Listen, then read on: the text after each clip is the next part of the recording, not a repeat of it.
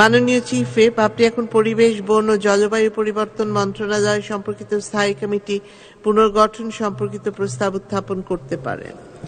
ধন্যবাদ মাননীয় স্পিকার।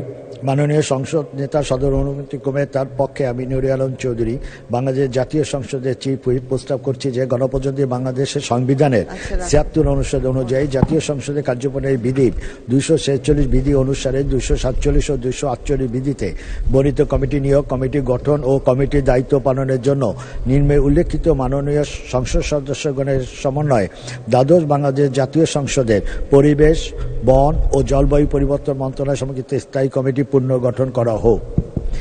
জনাব দীপঙ্কর তালুকদার ২৯৯ রাঙ্গামাটি সভাপতি, ভারপ্রাপ্ত মন্ত্রী অথবা প্রতিমন্ত্রীর সদস্য। জনাব আ.স.ম ফিরোজ ১১২ পটুয়াখালী ২ সদস্য। জনাব মোহাম্মদ শাহাবুদ্দিন ২৩৫ মৌলভীবাজার ১ সদস্য। জনাব মোহাম্মদ আব্দুল ঔদুদ ৪৫ চাঁপাইনবাবগঞ্জ ৩ সদস্য। জনাব তানভীর শাকির জয় ৬২ সিরাজগঞ্জ ১ সদস্য।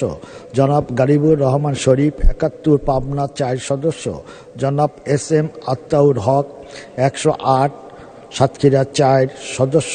জনাব মোহাম্মদ সানারুল হোসেন সানু ১৪৩ শেরপুর ১ সদস্য। আলমা দত্ত ৩৪০ ময়রা হোসেন ৪০ সদস্য।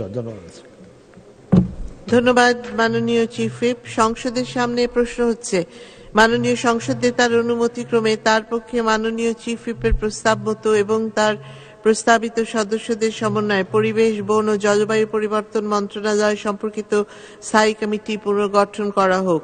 যারা এই প্রস্তাবের পক্ষে আছেন তারা হা বলুন, যারা এই প্রস্তাবের বিপক্ষে আছেন তারা না বলুন। হা জয়যুক্ত হয়েছে, হা জয়যুক্ত হয়েছে, হা জয়যুক্ত হয়েছে। অতএব প্রস্তাবটি সংসদে সর্বসম্মতিক্রমে গৃহীত হল এবং পরিবেশ, বন ও জলবায়ু পরিবর্তন মন্ত্রণালয় সম্পর্কিত স্থায়ী কমিটি পুনর্গঠিত হল।